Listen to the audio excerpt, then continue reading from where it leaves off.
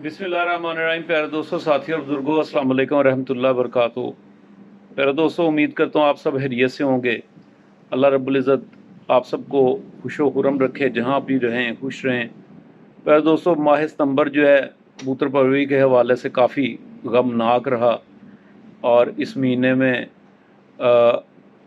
काफ़ी ऐसी शख्सियात जिनका कबूतर परवरी में बड़ा अहम रोल रहा, वो इस दार फ़ानी को छोड़ के अल्लाह रब्बुल इज़्ज़त के यहाँ हाज़िर हो गए। और बेशक ये अल्लाह ताला से किया हुआ वादा है, हर बंदे ने पूरा करना है। किसी ने जल्द जाना है, किसी ने बदेर जाना है, लेकिन सभी को जाना है। और प्रोग्राम के आगाज़ में ये दुआ करते हैं कि अल्लाह ताला हमें अपनी आखिरत की तैयारी करने की तौफीक दे। फिर दोस्तों,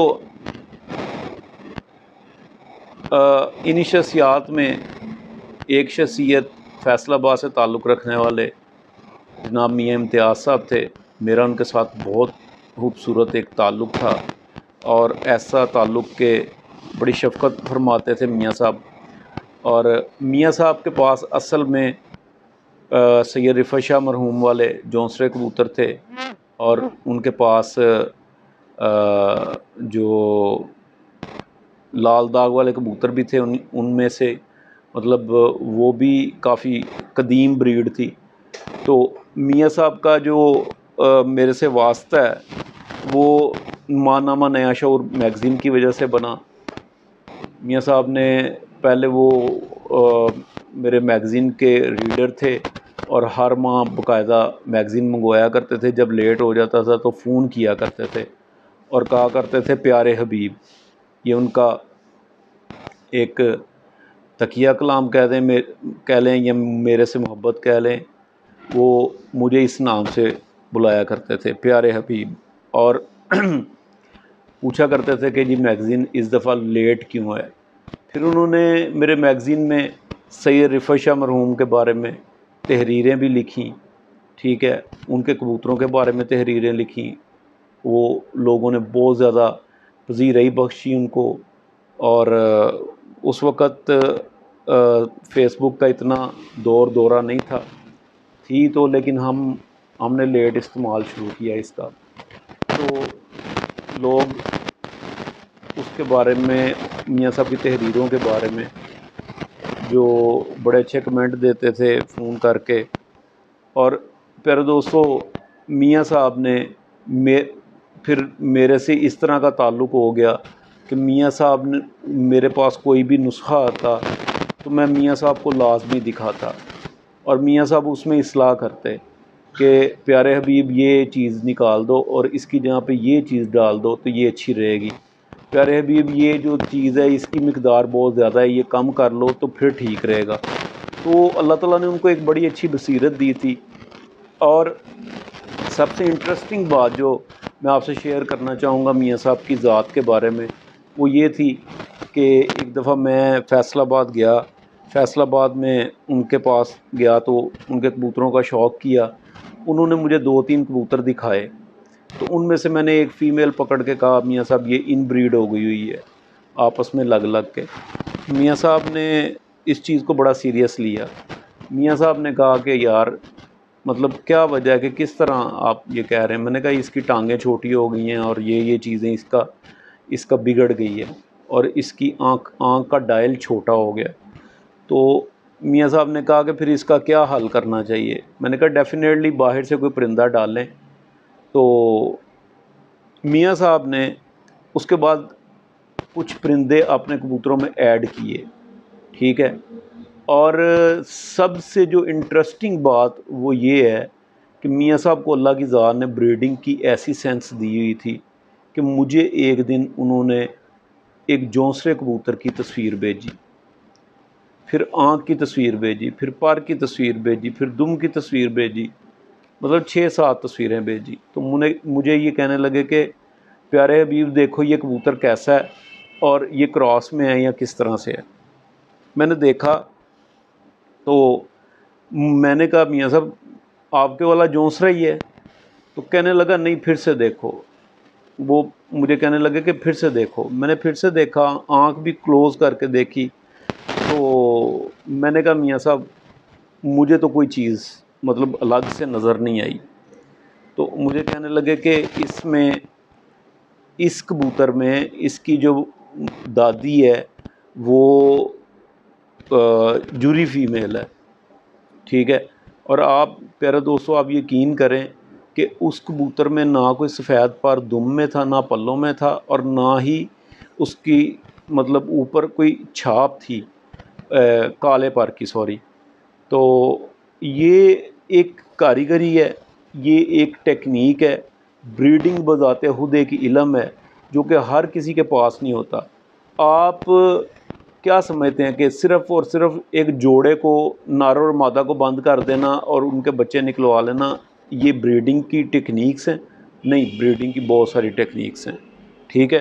ابھی میں اس دن پڑھ رہا تھا کہ انڈین پروفیسر نے باجرے کی ایک نئی قسم تیار کی ہے جو کہ پہلے والا جو باجرہ ہے اس میں جو مطلب جو چیزیں جو طاقت توانائی ہمیں کم ملتی تھی یا جانوروں کو کم ملتی تھی، اب وہ اس سے زیادہ اس کو ملے گی، ڈوز ملے گی. اور اس کو باقاعدہ اس سائنٹسٹ کو باقاعدہ جو ہے وہ انعام ملا ہے، پرائز ملا ہے. تو یہ پیارے دوستو یہ جو بریڈنگ ہے یہ بھی ایک ٹیکنیک ہے، اس میں نئی چیزیں ایڈیشن کرنا، پچھلی اس کی حامیاں دیکھنا کہ اس میں کیا کیا چیزیں ہیں، ٹھیک ہے، اور کیا کیا چیزیں اور ایڈ کروں تو یہ اور زیادہ بہتر ہو جائے گا. تو یہ میاں صاحب کو اللہ تعالیٰ کی ذات نے ایک ملکہ دیا تھا کہ میاں صاحب اپنے کبوتروں میں کوئی بھی کبوتر ایڈ کرتے اور ایڈ کر کے نکالتے تو وہ کوئی بھی کہہ نہیں سکتا تھا کہ ان کبوتروں میں یہ کبوتر شامل کیا گیا ہے. تو اس کے بعد انہوں نے مجھے اپنے جونسرے کبوتر جو ہیں وہ بھی گفٹ دیے، الحمدللہ میرے پاس ابھی بھی موجود ہیں. میرے پاس ان کے کبوتروں کی زبردست پروازیں رہیں. ایک اسی کا ایک چھوٹا سا واقعہ ہے کہ میرے پاس ان کا ایک بڑا کبوتر تھا، تو اس نے بچہ نکالا تو وہ کھاتا پیتا کافی موٹا ہو گیا. تو ہمارا ایک شاگرد آیا، میں نے اس کو وہ بچہ پکڑ کے اس کو دے دیا. میں نے کہا یار یہ پکڑو، مجھے لگتا نہیں ہے کہ یہ اڑے گا، لیکن نہ بھی اڑا تو بڑا پیارا جونسرا بنے گا، یہ چلیں ٹھاپے شاپے مارتا رہے گا آپ کے پاس تو رونق لگائے رکھے گا. وہ لے گیا. میں نے اس کو کوئی 3-4 ہفتے بعد فون کیا تو میں نے پوچھا اس سے اور بھی بچے تھے. اس نے کہا کچھ بچے آپ کے گھر کے اڑ رہے ہیں، آسمان جاتے ہیں، کوئی 2 گھنٹے کر رہا ہے، کوئی گھنٹہ کر رہا ہے، کوئی 3 کر رہا ہے، لیکن وہ جو بچہ ہے جونسرا بچہ وہ کبھی اس چھت پہ بیٹھ جاتا ہے، کبھی اس چھت پہ بیٹھ جاتا ہے، وہ اس طرح کر رہا ہے. تو میں نے کہا یار میں نے تو تمہیں کہا تھا کہ بڑا موٹا ہو گیا ہوا بچہ تو اس کا مشکل ہے. خیر 1-1.5 ماہ کے بعد مجھے پتہ چلا کہ وہ بچہ اڑنا شروع ہو گیا. ایک دفعہ آسمان گیا ہے، اس کے بعد جو اس نے ٹائمنگ کی ہے اس کے بعد اس ٹائم سے نیچے نہیں آیا، اس کے بعد وہ اس سے اوپر ہی گیا. اور پیارے دوستو پیور بچہ جونسرا، پیور بچہ، سخت ترین گرمی میں اور ڈرائی ویدر میں، مطلب خشک موسم میں، خشک اور گرم موسم میں 4:30 بجے تک سامنے آیا ہوا تھا. اور طوفان آیا، طوفان میں وہ بچہ ہمارا ضائع ہو گیا، ٹھیک ہے. یہ میں نے ان کی پرواز بھی دیکھی، پھر میں نے ان کو کراس میں بھی دیکھا ہے، کراس میں بھی زبردست پروازیں دیتے ہیں. میاں صاحب جو ہیں لاہور میں، انہوں نے کوئی بک منگوانی ہوتی تھی یا کوئی چیز تو میرے سے رابطہ کیا کرتے تھے. اور مطلب اگر ایک دن میں کسی وجہ سے ان کا فون نہیں دیکھ سکا، نہیں سن سکا تو انہوں نے ڈیلے کر دینا، 2 دن ڈیلے، 3 دن ڈیلے. بعض اوقات آپ بلیو کریں کہ یہ ان کا میرے سے پیار تھا کہ بعض اوقات میں نے دیکھا کہ کوئی کام مجھ سے نہیں ہو پایا، انہوں نے میرے ذمہ لگایا تو انہوں نے 1 ماہ تک کسی ادر بندے کو کہا ہی نہیں، کسی دوسرے بندے کو کہا ہی نہیں. ایون کہ جب تک ہم نے وہ کام کر نہیں لیا یا پھر میں نے ان کو اس کے بارے میں اپنی معذوری نہیں ظاہر کر دی کہ میاں صاحب میں نہیں کر سکتا. تو یہ ان کا پیار تھا، ایک محبت تھی ان کی. اور فیصل آباد میں ایک ان کا خاص نام تھا. میں فیصل آباد میں جب بھی گیا ہوں میں ان سے ملا ہوں، ان کے پاس ٹھہرا ہوں، رکا ہوں، ٹھیک ہے. اب ان کے کبوتر جو ہیں ان کی لک آفٹر جو ہے وہ ان کا بیٹا علی بھائی میاں علی رضا کر رہے ہیں. تو ایک ان کے بھائی ہیں میاں افضل صاحب، اللہ پاک دونوں کو لمبی زندگی دے، وہ دونوں ہی کر رہے ہیں الگ الگ جگہوں پہ.